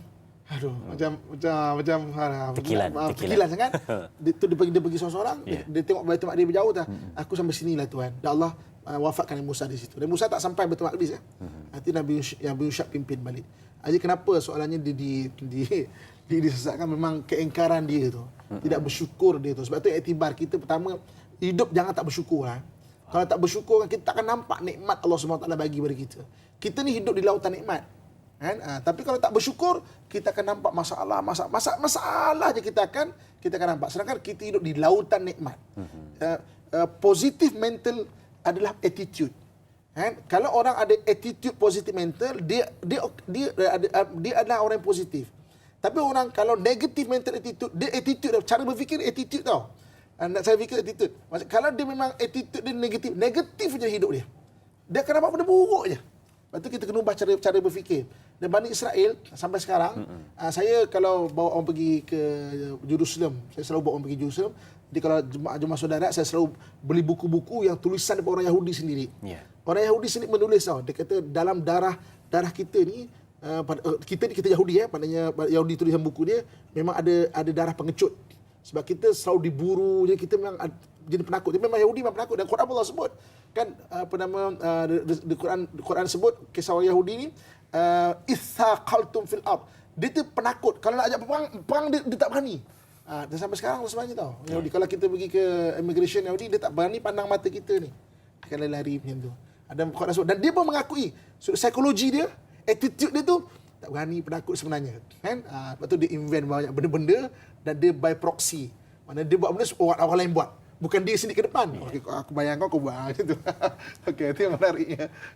Dan jawapan pada soalan lain. Baik, terima kasih Ustaz pencerahan berkenaan dengan soalan yang ditanyakan sahabat kita berkenaan dengan kisah tadi, kenapa kemungkaran yang dilakukan sehingga disesatkan 40 tahun oleh Allah Subhanahu Wa Taala sampai tua Nabi Musa menantikan bila mana selesai sesatnya itu. Baik, Ustaz, mungkin kita ada selingan sikit berkenaan dengan tadi Ustaz ada cerita berkenaan dengan Nabi Muhammad sallallahu alaihi wasallam yang mana Bani Israel cukup marahlah bila mana tunggu Nabi akhir zaman yang lahir bukanlah dari kalangan kaum Bani Israel tapi dalam bangsa Arab keturunan Quraisy. Mungkin ada penonton-penonton tertanya juga kenapa dipilih dalam bangsa Arab dan juga dari keturunan Quraisy itu, Okey. Ustaz. Silakan. Untuk jawapan yang sebenar, wallahu a'lam bisawab. Ya. Mana Allah dah mana memilih daripada keturunan Nabi Ibrahim alaihissalam, daripada jaluran Ya. bangsa Arab. Okey. Jadi kita tengok kita balik 1800 tahun sebelum Masihi. Kita balik 3000 tahun lepas sebelum Masihi. Jadi Nabi Ibrahim alaihissalam ada dua orang isteri, satu yang masyhur satu Siti Sarah, satu Siti Hajar. Ya. Daripada Siti Hajar lahir bangsa Arab, daripada Siti Sarah lahir Bani Israel. Okey, daripada Bani Israel ribuan nabi daripada Bani Israel. Ya. Daripada Siti Hajar hanya 4 orang nabi saja daripada bangsa Arab. Ya. Bangsa Arab ada 4 orang nabi saja. Siapa dia? Nabi Hud alaihissalam, makamnya berada di Yaman. Nabi Saleh alaihissalam, makamnya berada di Mesir. Nabi Shu'aib alaihissalam, makamnya berada di Jordan. Dan Nabi kita Muhammad sallallahu alaihi wasallam, makamnya berada di Madinah. Jadi daripada jaluran Nabi Siti Hajar ada 4 orang nabi saja. Ya. Jadi kenapa Allah memilih bangsa Arab? Wallahu alam bisawab. Hikmahnya Allah Subhanahu Wa Taala tahu, tapi maksudnya kemuliaan Allah nak pilih siapa, Allah boleh pilih siapa. Lepas tu Nabi Muhammad sendiri dia bukan membawa kepada orang mana taksub kepada bangsa Arab. Sampai dia kata maknanya inna akramakum indallahi atqakum. Maknanya orang yang maknanya dipilih oleh Allah di kalangan kamu adalah orang yang paling bertakwa. Tak kisah ke bangsa Habsyi, bangsa Habsyi itu dinisbahkan kepada bangsa Bilal. Bilal ni orangnya gelap daripada bangsa Afrika yang gelap yang gelap. Itu pun kalau dia bertakwa dia lebih baik di sisi Allah Subhanahu Wa Taala. Jadi maknanya Nabi sini membawa pemahaman bahawa semua kita sama yang penting adalah bertakwa. Sebab tu disebut wali Allah. Wali Allah ni orang rapat kepada Allah dan diberi kelebihan-kelebihan. Daripada mana-mana bangsa ada. Bangsa Melayu ada wali Allah. Bangsa India, Pakistan ada wali Allah. Bangsa Turki ada wali Allah. Maknanya bukan seperti orang Arab mesti wali Allah. Tak. Mana-mana bangsa bertakwa boleh diangkat kemuliaan di sisi Allah Subhanahu Wa Taala dan diberi kelebihan. Jadi kalau wali-wali Allah ni ada kelebihan, dia bagi karamah. Kalau nabi dia bagi mukjizat. Kalau berlaku benda-benda pelik bagi orang-orang macam wali-wali ni bagi karamah. Kalau kita orang-orang awam sekali-sekala. Tiba-tiba nak pergi tanyalah ustaz, lampu jauh. Peliknya kan. Contoh kan pergi majlis itu dia bagi maunah. Kan? Dan kalau orang engkar dan mungkar, ada juga benda dengan amal sihir-sihir, dapat juga benda-benda pelik, dia panggil istidraj. Itu istilah dalam istilah tauhid lah, benda-benda pelik atau khawarikul adah, di luar adat pemikiran kita berlaku benda-benda itu, memang wujud benda-benda itu. Nabi lain, orang wali lain, orang biasa lain, dan orang yang engkar pun ada Allah bagi juga istidraj. Dia paksa dengan sihir dan sebagainya, dapat juga. Tapi maksudnya Allah tidak redha dan dia akan makin jauh dari Allah Subhanahu Wa Taala. Baik. Okey, mungkin kita boleh sambung. Boleh Ustaz, silakan. Jadi ketika maknanya Nabi SAW dilantik dan menjadi Rasul dan orang Yahudi dan orang Bani Israil tak terima, ketika itu Allah Subhanahu Wa Taala memberi satu maknanya pemahaman Bani Israel adalah bangsa. Yang engkar dipanggil Yahudi. Itu dalam Quran Allah sebut waqalatil yahud. Orang Yahudi kata laisatil nasara ala syai'. Maknanya orang Nasara ni orang Nasara ni tak ada apa-apa pun. Maksudnya yang engkar dipanggil Yahudi. Bani Israel itu bangsa. Dalam Bani Israel banyak muslim. Banyak yang maknanya ahli kitab daripada Bani Israel yang masuk Islam. Sebab tu kita kena faham satu benda juga. Jangan kita mengata Bani Israel secara keseluruhan, sebab Bani Israel adalah bangsa dan banyak para nabi diutus kepada Bani Israel. Yang engkar dipanggil Yahudi. Yang engkar tu dipanggil Yahudi. Itu istilah yang Quran sendiri sebut. Dan hadis Nabi SAW sebut, maknanya orang Yahudi, orang yang engkar dan mungkar Allah Subhanahu Wa Taala. Tapi ada yang beriman. Memang ada yang beriman. Dia sama macam bangsa Arab, bangsa lain juga. Yang ada yang beriman, ada yang memang, Masya Allah, memang teruk pun ada. Okey. Kemudian, orang Yahudi ini pemusuhan dengan Nabi SAW memang dia tak berhujung. Sebab daripada Bani Qainuqa, kemudian ada yang beriman, okey. Ada yang memang berlaku pengkhianatan. Contohnya, Perang Badar tadi dan mana pengusiran Bani Qainuqa pada tahun 2 Hijrah. Pada tahun 5 Hijrah berlaku Perang Ahzab. Perang Ahzab ni perang yang dicadang mana orang kafir datang 10,000 orang nak memerangi orang Islam di kota Madinah. Dan Nabi SAW buat tembok atau parit sekitar kota Madinah. Kota Madinah. Jadi saya dah pernah bincang pada tahun Ustaz lepas, keduduk kota Madinah ni dia dikelilingi dengan gunung berapi ya, dan masih aktif lagi. Madinah ni adalah kedudukan muka bumi adalah gunung berapi dan ada yang masih aktif lagi ya. Yeah. Jadi maknanya untuk senang faham kalau semenanjung tanah Melayu ni kalau nak senang faham, Mekah ni macam Kuala Lumpur Madinah ni Kedah kan. Jadi untuk pergi ke Kedah, dia tak boleh ke Kedah. Dia kena lalu jalan Perlis, turun balik. Sebab keliling tu gunung berapi, dia tak ada jalan untuk direct. Ini dulu. Sekarang kita ada jentera, boleh korek, boleh pecahkan batu. Ini dulu punya cerita. Hatta kaki kuda pun tak mampu sebab gunung berapi ni dia punya batu-batu tu bisa tau. Dia hitam-hitam, dia banyak galian-galian, kena tu bisa. Kuda pun takkan boleh pergi situ. Unta pun takkan boleh pergi. Jadi mana naik ke Perlis, nak senang faham, naik ke Perlis dulu, turun balik. Jadi mana parit yang digali oleh Nabi SAW bukan keliling bukan keliling. Iaitu pintu masuk daripada Perlis ke Kedah tu, garis tu. Dia bukan keliling, dia garis tu. Keliling tu. Kalau sekarang dekat Masjid 7 tu. Okey. So jadi maknanya ketika 5 Hijrah berlaku peperangan Ahzab, sekali lagi orang Yahudi mengkhianati Nabi SAW dan orang beriman. Itu yang memang orang Yahudi akhirnya yang tidak beriman dikeluarkan daripada kota Madinah sebab mengkhianati perjanjian, dan itulah mereka memang tak bertepi lah, berpenghujung lah. Maksudnya mereka masih lagi berharap kalau mereka duduk di Madinah, mungkin anak-anak mereka tu nanti akan lahir Nabi akhir zaman. Mereka masih lagi berharap macam tu. Tiba-tiba dah kena keluar yang memang confirm bukan tihamah. Itu mereka kata, kita tak berapa hati. Sampai pada 1150 Masihi berlaku satu peristiwa, 1150 Masihi dah dekat dengan kita ni. Maksudnya pernah orang Yahudi cuba untuk mencuri jasad Nabi SAW yang berada di Madinah. Jadi maknanya ada satu peristiwa orang Yahudi daripada Maghribi. Yahudi daripada Maghribi, tapi perancangannya adalah orang Yahudi keseluruhan itu. Mereka utus orang ni menyamar orang Yahudi, orang Arab ni muka lebih kurang sama je. Kalau mereka pasal janggut, pasal apa, sama je. Pakai jubah, pakai serban, sama je. Bukan sama je, bukan tasbih ya. Dia bukan sama je. Sebab muka dia memang bangsa yang sama. Maknanya daripada keturunan Nabi Ibrahim, dan memang maknanya mak lain je. Susah nak camnya. Susah nak cam. Orang Yahudi banyak peristiwa. Contoh macam peristiwa Syria. Pernah dulu orang Yahudi, ini baru ni. Maknanya satu orang Yahudi menyamar jadi orang Syria sampai dah masuk naik ke ranking tentera dia sebab penyamar, dan memberi maklumat kepada Israel sampai tertawannya Golan, pegunungan Golan tu kan, dia rancang, dia kata okey, kita untuk tentera kita ni kita tanamkan pokok kayu putih eucalyptus pokok kayu putih itu. Rupanya kayu putih itu sebagai tanda tempat tentera.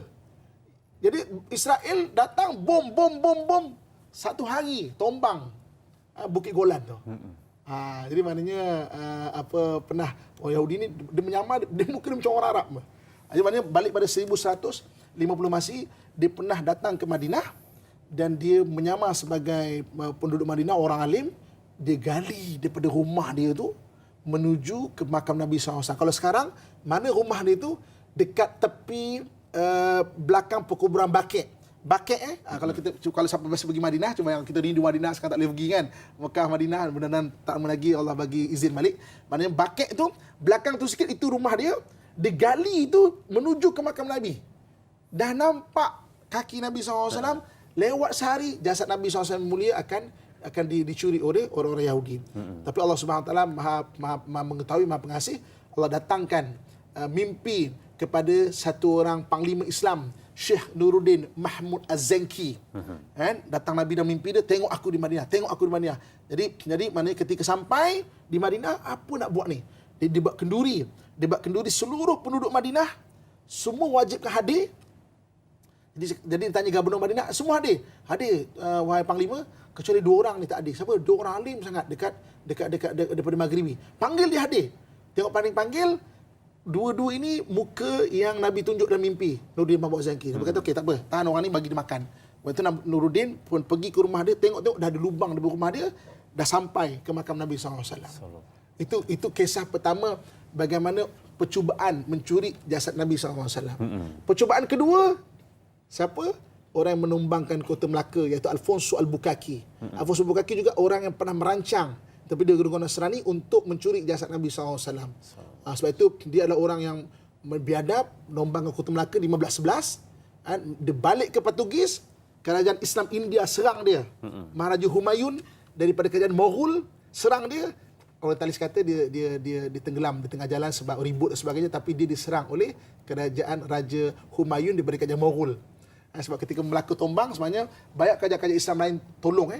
Keadaan Demak tolong, sebab tu kan ada bidalan, pantun, jika roboh Kota Melaka, papan di Jawa kami sorongkan, jika sungguh apa dikata, jiwa dan raga kami korbankan. Maknanya kan ada bila pantun, maknanya tombang Kota Melaka, maknanya kerajaan Demak tolong. Jadi balik Portugis, kerajaan Humayun India, mana serang dia. Tapi orang tadi kata tenggelam, ribut apa semua, tapi sebenarnya diserang oleh kerajaan Humayun India. Jadi maknanya pernah Yahudi nak cuba mencuri jasad Nabi SAW dan diselamatkan oleh Syekh Nuruddin Mahmud Az-Zanki 1150 Masihi.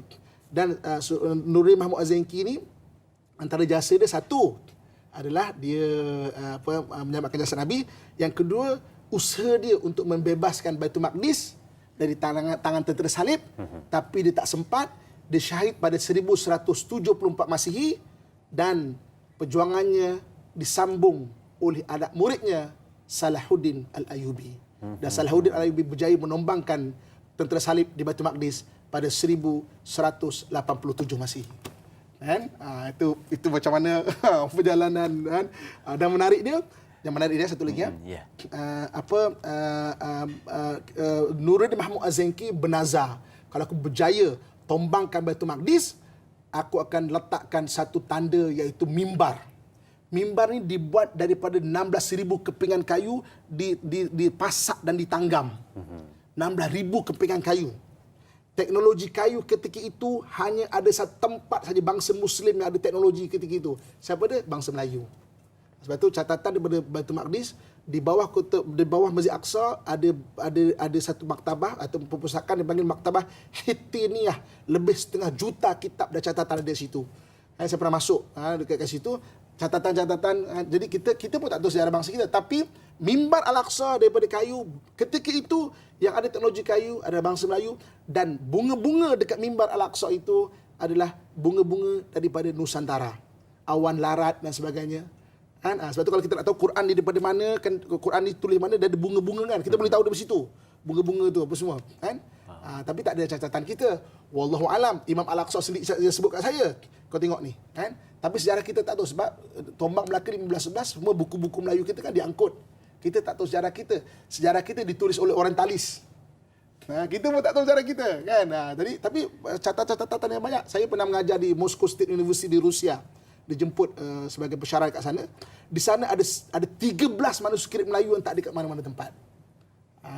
Catatan kita. Sebab kita dihilangkan sejarah, kita pun banyak tak tahu tentang sejarah kita. Kan kata pepatah kan, kalau mahu merosakkan tanaman, rosakkanlah akarnya. Kalau mahu merosakkan sebuah bangsa, rosakkanlah sejarahnya. Kita tak tahu sejarah kita kan. Wallahu a'lam. Jadi maksudnya antara kisah mana Baitul Maqdis, betul, Bani Israel, kaitan sikit dengan orang Melayu kita kan. Dan mungkin kita sambung lagi insya-Allah. Kita ambil soalan di WhatsApp Tanyalah Ustaz TV3 dari sahabat kita yang bertanyakan soalan Siti Musliha dari Rawang. Baik, soalannya, Assalamualaikum Ustaz dan Dai. Siapakah Bani Israel? Adakah mereka kaum Yahudi dan apakah agama yang mereka anuti? Yang kedua, adakah di kalangan mereka yang beragama lain? Dan soalan yang ketiga, dari manakah keturunan asal mereka? Negara apa sekarang? Nama negara sekarang. Dan kini di negara manakah yang paling ramai golongan Bani Israel ini? Mohon pencerahan. Terima kasih. Terima kasih Puan Siti Musliha. Soalan yang ditanyakan berkenaan dengan agama apa yang mereka anuti dan di negara mana yang paling ramai. Silakan Ustaz. Okey. Pertama sekali agama orang Yahudi. Okey. Bani Israel adalah bangsa. Okey. Jadi macamlah bangsa Cina, bangsa Melayu, bangsa India, bangsa Israel, bangsa Arab, bangsa Turki, dia adalah bangsa. Dari sudut agama, banyak Bani Israel yang Islam sejak zaman Nabi SAW pun. Maknanya yang masuk Islam.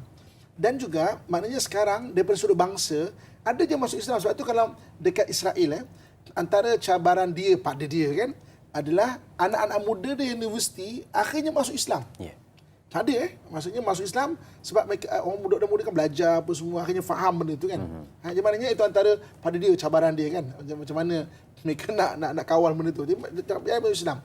Kalau ada tak masuk Islam, dia berpegang dengan agama percaya pada Allah satu.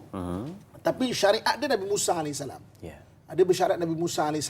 Maksudnya maknanya merujuk kepada kitab Taurat kan, rujukan mereka. Itu dipanggil ahli kitab. Sebab tu sebahagian daripada ulama kita menyebut bahawa sembelihan orang Bani Israel boleh dimakan. Ya. Sebab apa? Bani Israel takkan makan babi. Bani Israel akan sembelih dan sembelihannya dengan nama Allah. Disembelih, walaupun dalam bahasa dia disembelih dengan syamshim. Syamshim ni maknanya bismillah lah. Walaupun dalam bahasa dia, sebab tu fatwa ulama Timur Tengah dan Eropah maknanya sembelihan orang Yahudi boleh dimakan. Kalau kita pergi ke luar negara, satu hari kalau COVID kan, ke US ke mana, kalau kita naik katakanlah airline yang maknanya tak menyediakan makanan orang Islam, kita boleh minta sama ada vegetarian food ataupun kosher. Kosher ni istilah halal bagi Yahudi. Kita halal bagi dia kosher. Sebab maknanya boleh sembelihan tu boleh ikut fatwa ulama Timur Tengah boleh dimakan. Sebab kalau yang memang beragama tetap Allah tu esa dan juga berpegang pada dia tak percaya Nabi Muhammad je, dia percaya pada nabi-nabi terdahulu. Jadi mana sebenarnya boleh makan. Ataupun ada yang tak beragama. Ataupun memang dah macam tak langsung macam fikir agama lah. Contoh macam pahaman Zionis. Kan? Sebab tu dekat Jerusalem sendiri ada pertentangan antara Zionism dengan Judaism. Judaism ni merujuk kepada ahli kitab lah. Jadi Judaism dengan Zionism memang bertentangan. Ada je berfikir tak puas hati Zionism. Dia kata kau tak boleh baca ni, kau tak boleh baca ni. Macam Judaism ni orang ahli kitab macam orang masjid lah. Zionis ni macam orang dah macam dah tak kira agama ke apa semua. Jadi maknanya ada macam tu. Jadi Zionis ni diasaskan oleh Dr. Theodor Herzl pada ujung kurun ke-18. Dan dia adalah antara yang pertama mendoktrinkan kewujudan sebuah negara untuk Bani Israel. Sebab Israel ni tak pernah ada negara. Last sekali bersama-sama pun bukan negara tunggal zaman Nabi Daud AS. Zaman Nabi Sulaiman AS. Itu pun bersama-sama. Dia sebagai raja saja. Dia tak pernah negara. Jadi Dr. Theodor Herzl jumpa Sultan Abdul Hamid, Sultan Khalifah Utsman yang terakhir, boleh tak bagi tanah sekitar Palestin. Dan maka khalifah tak bagi. Dia kata tak, selagi aku ada, aku takkan benarkan. Aku takkan benarkan orang Yahudi. Sebab apa? Sebab ketika Sayyidina Umar radhiyallahu anhu wa arda datang ke Jerusalem, dan orang Jerusalem menyokong dia. Jadi Sayyidina Umar membuat satu perjanjian. Dia panggil perjanjian Umariyah. Al-Ahdul Umariyah. Maknanya perjanjian Umar. Antara perjanjian itu adalah orang Yahudi waktu itu kan tentang Nabi, mana nak bunuh orang Islam semua, maknanya tidak dibenarkan orang Yahudi itu datang. Maknanya Yahudi bukan Bani Israel. Yahudi maknanya orang yang engkar tu kalau dia Islam okey, dia saudara. Tapi orang Yahudi tak dibenarkan untuk masuk. Perjanjian tu dan disign oleh Padri Patriark waktu itu. Patriark ni Nasrani, maknanya okey, kita akan benarkan Yahudi untuk datang. Yahudi bukan yang Islam maknanya bukan yang Nasrani. Ada juga Yahudi yang Nasrani, Kristian. Tapi ini Yahudi yang memang pelik ni lah, tak dibenarkan. Jadi Sultan Abdul Hamid tak benarkan. Itu yang Theodor Herzl berusaha untuk khalifah dihapuskan daripada sejarah, dan pendekkan cerita 1924 khalifah berjaya dihapuskan daripada sejarah, dan bermula itulah dia ramai-ramai dengan kajian British masuk dalam tentera British, dan British meletakkan mereka tu sebagai satu pasukan tentera yang duduk di Palestin. Jadi Palestin jatuh ke tangan British pada tahun 1917. 1917. Sebab apa? Sebab waktu tu berlakunya revolusi Arab. Revolusi Arab menentang kerajaan Bani Utsmaniyah, dan akhirnya Palestin diletakkan di bawah British. Jatuh dengan British. Jadi maknanya 1917, dan orang-orang Yahudi dia masuk tentera, dan berita letakkan dekat tanah-tanah Palestin. Okey. Jadi pada 1948 elok Yahudi tinggalkan Palestin, Terus bahagian tentera ni isytiharkan merdeka dan diiktiraf PBB dan bermulalah negara disebut Israel berada di tanah Palestin 1948 tu. Kan? Waktu tu Palestin sendiri pun tak dapat sebuah negara diiktiraf dulu. Sebuah negara nak diiktiraf oleh sebuah negara dulu kena diiktiraf oleh kerajaan besar. Dulu kerajaan Osmaniyah, kerajaan Great British contoh kan. Akan ada satu kerajaan Islam daripada China, kerajaan Islam Dali. Kerajaan Islam Dali ini tumbang pada 1874 Masihi. 1874 dia tu nak diserang oleh kerajaan China, kerajaan King terang dia minta diiktirafkan sebuah negara, tapi British tak mengiktiraf. Ratu Victoria tak iktiraf. Jadi akhirnya tumbang dan ramai tak tahu pernah wujudnya sebuah kerajaan selatan dipanggil Penang Gua, dipimpin oleh Qadi Muslimin Sulaiman Abdul Rahman, syahid dekat Dali. Dali itu kan Yunan. Jadi apabila kerajaan Yunan Islam tu tumbang, rakyat dia jadi hamba dan banyak yang keluar daripada Yunan, ada pergi ke Chiang Rai, Chiang Mai di Thailand, ada pergi yang ke Cambodia, ada yang masuk ke selatan Thailand dan ada yang masuk ke Semenanjung Tanah Melayu. Lepas tu ada orang cakap, saya dulu keturunan Cina, keturunan Yunan, maksudnya daripada kerajaan Dali. Mungkin dia juga raja-raja Dali punya keturunan putih kita tahu. Tapi maknanya kita tahunya bahagian-bahagian di Kelantan. Yeah. Ada memang daripada keturunan Yunan.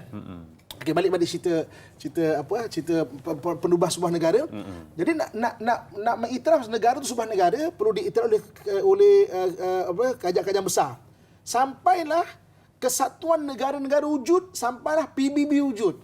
Jadi PBB mengiktiraf kerajaan Israel tu tahun 1948, tapi Palestin sampai sekarang tak dapat sebuah negara, status sebuah negara lagi. Dan sebab itulah berlaku peperangan sampai sekarang tu. Tapi kadang-kadang yang berada di Israel itu sendiri, golongan-golongan ahli kitab ni pun tak bersetuju dengan doktrin Zionis tu, yang kadang-kadang macam-macam hal lah dibuat. Itu kisah dia. Dan ni Bibi kakak, tuan-tuan sedang penonton sekalian kan, kita cerita sebelum kita mungkin sambung lagi, kita cerita pasal Bani Israel ini, iaitu nanti satu ketika datang satu orang digelar Al-Masih Dajjal. Al-Masih Dajjal ni dia akan memimpin orang menyembah syaitan. Dajjal ni membawa orang menyembah syaitan. Ketika itu ahli kitab daripada Nasrani dan daripada Yahudi, daripada Bani Israel akan meluk Islam. Sebab ahli kitab ni takkan sembah syaitan. Dia takkan sembah syaitan. Jadi orang yang tak percaya pada ketika mana berpegang pada kitab-kitab terdahulu dan juga orang Islam dengan syariat Nabi Muhammad akan ikut Dajjal. Itu cabaran terbesar umat Islam dan orang manusia ketika itu. Siapa-siapa yang tak berpegang dengan ahli kitab, waktu itu semua ahli kitab semua akan masuk Islam. Jadi garisan dia dua je, orang kafir dengan orang yang bertauhid kepada Allah Subhanahu Wa Taala. Orang kafir maknanya orang yang akan ikut Dajjal, dan waktu itu orang beriman sangat susah. Sangat susah sangat. Maka waktu tu orang Islam dipimpin oleh dipanggil sebagai the last commander of Islam, iaitu Imam Mahdi. Imam Mahdi sendiri tak mampu waktu tu nak melawan Dajjal, dalam keadaan yang memang kelelahan, keletihan, tak tahu apa nak buat. Akhir sekali Imam Mahdi bersama beberapa orang yang memang setia dengan dia sampai ke Baitul Maqdis. Maka sembahyang di Baitul Maqdis. Ketika itu Allah Subhanahu Wa Taala turunkan satu lagi Al-Masih, iaitu Al-Masih Isa alaihissalam. Al-Masih Isa alaihissalam diturunkan di Manaratul Baida, di Menara Putih. Di Menara Putih, ijtihad ulama, Menara Putih, Manaratul Baida itu adalah di Masjid Umawi dekat Damsyik, ataupun dekat Syria sekarang. Dan Imam Nabi Isa alaihissalam menuju ke Baitul Maqdis sampai waktu subuh. Waktu subuh, ketika itu maka nak solat subuh, orang Islam nak solat subuh, maka ketika itu semua kenal maknanya Nabi Isa alaihissalam, dan mempersilakan Nabi Isa itu mengimamkan. Tapi Nabi Isa kata, silakan imam Baitul Maqdis, maknanya sembahyanglah. Maknanya Nabi Isa alaihissalam bersyariatkan, walaupun ada syariat dia, dia bersyariatkan syariat Nabi kita Muhammad SAW. Jadi maknanya kemudian dia memimpin umat Islam, dan orang-orang yang beriman ketika itu untuk menentang Dajjal. Dan ketika itu disebut sebagai Izal Masih Yaqtul Masih. Hanya Al-Masih saja yang dapat membunuh Al-Masih. Al-Masih ni apa? Al-Masih ni masaha, maknanya sapu. Maknanya masaha. apa yang ada pada Nabi Isa ada pada Dajjal, apa yang ada pada Dajjal ada pada Nabi Isa, kelebihan. Sebab itu Nabi Isa boleh menghidupkan orang mati, Dajjal boleh menghidupkan orang mati. Nabi Isa boleh menurunkan hidangan dari langit, Dajjal boleh menghidupkan orang daripada langit. Lepas tu tak ada orang boleh lawan Dajjal ketika itu kecuali sampai Nabi Isa AS. Jadi sampai ulama kata izal masih yaqtulul masih, hanya al-masih Isa saja boleh membunuh al-masih Dajjal, ataupun dalam bahasa Melayunya apabila buku bertemu ruas. Baru betul kan. Sebelum ni kau kotak-katikkan orang-orang, ini apabila buku bertemu ruas. Dan mereka berperang. Ketika itu semua batu-batu, pokok-pokok mengeluarkan gelombang yang boleh difahami. Ya ibadah Rahman, wahai hamba Allah. Ni di belakang ni ada pengikut-pengikut Dajjal daripada golongan Yahudi. Ustaz, berkenaan dengan kisah bagaimana Dajjal dan juga kisah Nabi Isa AS tadi, kita hold dulu cerita tu. Kita bagi orang tertanya-tanya apa kata jadi selepas itu, tapi kita nak berehat seketika dan kita nantikan sambungannya setelah diceritakan tentang pohon yang berbicara sebentar tadi. Apakah sambungannya? Jom sama-sama kita ikuti. Silakan Ustaz. Okey, terima kasih kepada dai dan semua penonton sekalian. Okey, kita sebut balik pada Al-Masih tadi. Ada dua Al-Masih, iaitu Al-Masih Isa dan Al-Masih Dajjal. Kedua-duanya digelar Al-Masih sebab tangannya itu dia ada kelebihan. Apa yang ada pada Nabi Isa ada pada Dajjal, apa yang ada pada Dajjal ada Nabi Isa, dari sudut kelebihan. Jadi Nabi Isa boleh turunkan hidangan dari langit, Dajjal pun boleh turunkan hidangan dari langit. Nabi Isa boleh menghidupkan orang mati, Dajjal juga boleh menghidupkan orang mati. Sebab itu pertembungan dia bukan pertembungan yang bukan main-main, bukan calang-calang Kita sebab baca happy ending dia.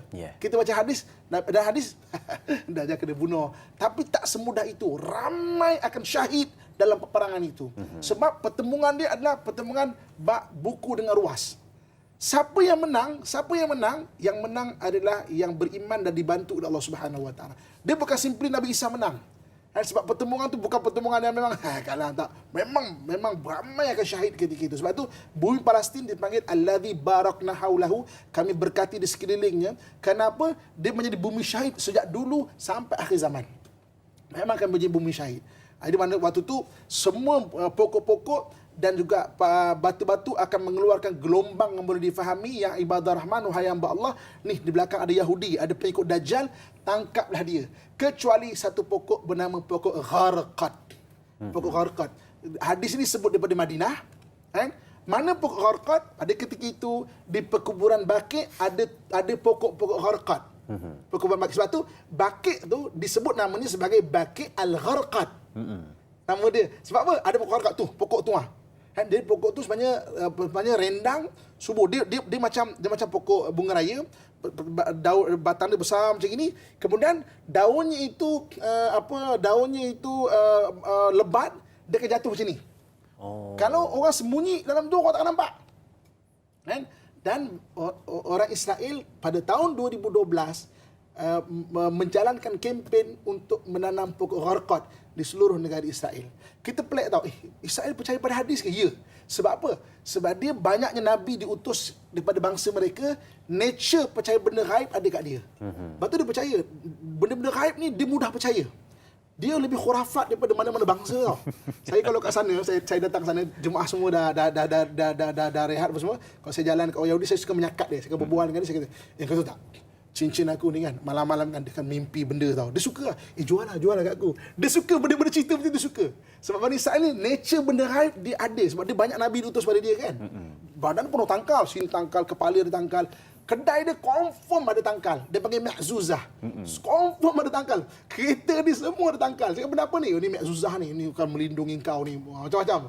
Cerita pelik-pelik banyak. Lebih khurafat daripada mana-mana bangsa. Termasuk kita rasa orang Melayu kita pelik-pelik kan. Dia 10 kali ganda lebih itu lagi.